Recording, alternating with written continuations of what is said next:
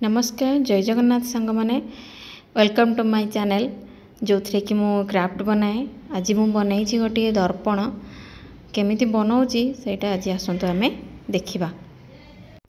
एठारे मु गोटे कार्टून नहीं कार्टून रे से जो मिरर स्टिकर आनी गोटे किणिकी ताकू से आकार देकी काटी नेली काटिकिना अठा देकी ताकू एमती जोड़ीदेली कार्टून को से कार्टून रे ही कार्डबोर्ड रे ताकू डिजाइन बने कि एमती भाव में काटिके मु जॉइंट करदेवी फेविकॉल अठा सहित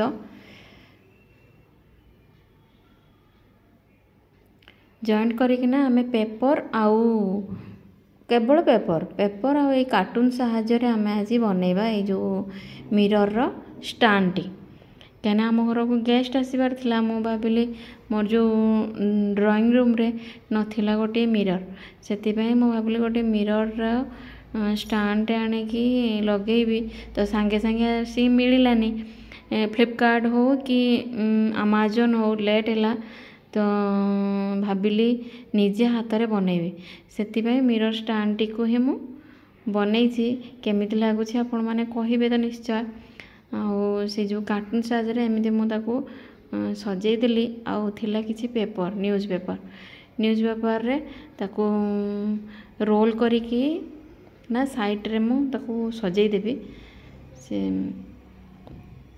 तो तुरंत ही बाद गोटे दिन रे आउ किनिबा भी असंभव है से मुझे बनाऊली ये दर्पण कौन करए आमे से दर्पण साहाय्य निज चेहरा देखी था निजर प्रतिबिंब निजको देखई थाए यही दर्पण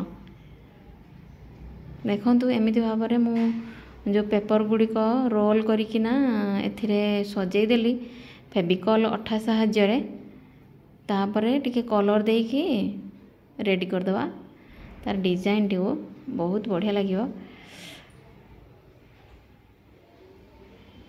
तो जो राउंडटा करी अंडा आकृतिर राउंडटा सेटा हेलानी मो द्वारा पेपर साहाय्य से मो पाखे क्ले थिला क्ले को मुझे आणिकी ये तार बॉर्डर हिसाब रे ये जो अंडा आकृतिर मिरर बॉर्डर हिसाब रे मु क्ले ही व्यवहार करिछि आपण माने चाहेले पेपर रे भी करि परिबे सेमति किछ नै तो मु कली एथिरे तार भी हेई गला तार डिजाइनटा तापर पेपर को आ गोटे टिके जो फांका स्थान अच्छी मिरर रे सेटा डिजाइन करिया भाबुथली से पेपर को आनिकी एमिति गोल गोल करिकी ताकू अठा देकी जोड़ी देली एमिति भाव रे हेई गला पुणी तार साइड रे ए डिजाइनटा बनैली आ मो झियो तो सब बेले रेडी मते हेल्प करिया पई माने हैरान करिया पई से बसिछि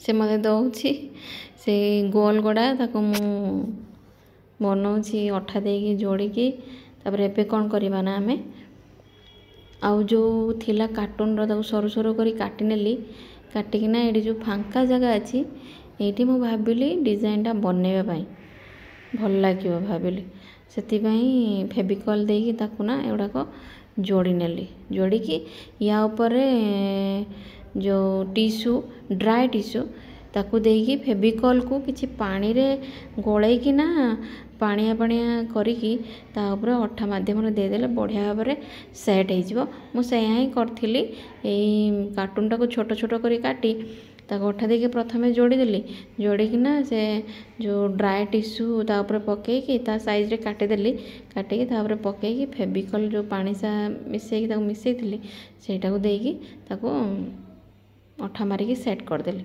से बढ़िया भाव में सेट ही हो गला।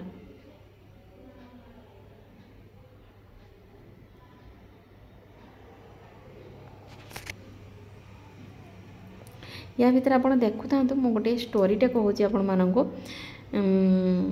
गोटे गाँव रे रमेश बोली गोटे लोक थिला तार गोटे गोटे पुओ गोटे झियो से झीटी जो जन्म होता बहुत काली आ पुओ तो जमी सेमती नॉर्मल पु झीटी बहुत काली थिला जो कि ताको विवाह प्रस्ताव तार आसुन बाहा हो पार से ସେଥିପାଇଁ ତା ବାପାକୁ ବହୁତ ନିନ୍ଦା ସହିବାକୁ ପଡ଼େ। ଆଉ ବହୁତ ଲୋକ ଆସି ବହୁତ କଥା ସେ ଝିଅକୁ କହନ୍ତି, ଯେଉଁଟାକି ତା ବାପା ଶୁଣିକି ସହିପାରେନି। ବହୁତ ଦିନ ପରେ ଗୋଟେ ପ୍ରସ୍ତାବ ଆସିଲା ତା'ର, ଯାହା ଯେମିତି ବାହାଘରଟି ହେଇଗଲା ପରେ ତା ଶାଶୁ ବହୁତ ଭଲରେ ସେ ତା ବୋହୂକୁ ଗ୍ରହଣ କରି ନେଇଥିଲା, ଭଲ ଭାବରେ ଚଳୁଥିଲେ। ଗୋଟେ ଦିନ କ'ଣ ହେଲା ନା, ସେ ତା ଶାଶୁ ଘର ଗାଁ ଲୋକରୁ ଜଣେ ଗୋଟେ ସ୍ତ୍ରୀ ଲୋକଟେ ଆସିଲା। ଆସିନା କହିଲା, ଆଲୋ ସୁମତି, ଆଉ ତୁ ଜାଣିଛୁ ତୁ ଏମିତି କାଳି ବୋହୂଟା ଆଣିଛୁ?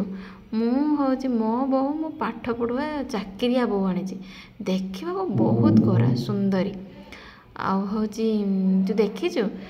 ସେମିତି କହିକି ସେ ନା ପଳେଇଗଲା। ତା ପରଠାରୁ ଇଏ ଯେଉଁ କାଳି ବୋହୂର ଶାଶୁର ବ୍ୟବହାର କାଳି ବୋହୂ ପ୍ରତି ବଦଳିଗଲା। ସେ ବହୁତ ସବୁବେଳେ ଗାଳି ଦିଏ, ଇଏ କରେ, ତାକୁ କାଳି ବୋହୂରାଣୀ ବୋଲି ଡାକେ। ଦିନେ ସେ କାଳି ବୋହୂରାଣୀର ନଣନ୍ଦ ଆସିବାର ଥିଲା ତା ଘରକୁ। ତା ଶାଶୁ ଆସିକି କହିଲା କି, ଦେଖେ ଆଉ ଆଜି ତୋ ନଣନ୍ଦ ଆସିବାର ଅଛି, ଜଲ୍ଦି ଜଲ୍ଦି ଭଲ ଭାବରେ ପାଉଡ଼ର ଲଗେଇକି ମୁହଁ ଧଳା କରିଦେବୁ। ତ ସେ ପାଉଡ଼ର ଲଗେଇକି ଆସିଲା। ଆସିକି କିନ୍ତୁ ମିରର ଆଗରେ ସବୁବେଳେ ରହିକି କାନ୍ଦିଲା କି କ'ଣ କରିବି, ମୁଁ ସବୁବେଳେ ମୁଁ ଏତେ କାଳି କାହିଁକି ହେଲି, ଭଗବାନ ମୋତେ ସମସ୍ତେ ଏମିତି କହୁଛନ୍ତି। ଏମିତି କହୁ କହୁ ଦେଖିଲା ବେଳକୁ ପାଉଡ଼ର ଲଗେଇକି ଆସିଥିଲା, ତା ନଣନ୍ଦ ଆସିକି ପହଞ୍ଚିଗଲା। ସେ ଭଲ ଖାଇବା ବନେଇକି ରେଡ଼ି କରି ରଖିଥିଲା। ତା ନଣନ୍ଦ କିନ୍ତୁ ସେମିତି ସ୍ୱଭାବର ନଥିଲା ଯେ କି କାଳି ଗରି କୁ ବାଛା ବିଚାର କରିବ।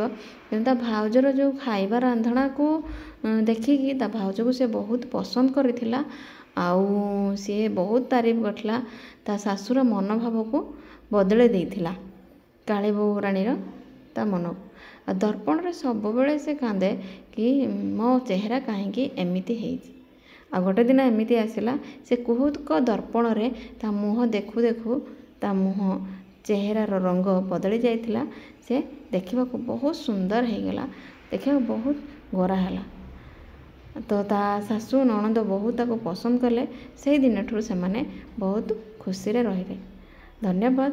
ମୋର ଯେଉଁ କାହାଣୀଟି ଯଦି ଭଲ ଲାଗିଥିବ ଆଉ ମୋର କ୍ରାଫ୍ଟଟି ଯଦି ଭଲ ଲାଗିଥିବ, ଆପଣମାନଙ୍କୁ ଦୟାକରିକି ଲାଇକ୍ କରିବେ, ସେୟାର କରିବେ, ସବସ୍କ୍ରାଇବ୍ କରିବେ। Thank you for watching.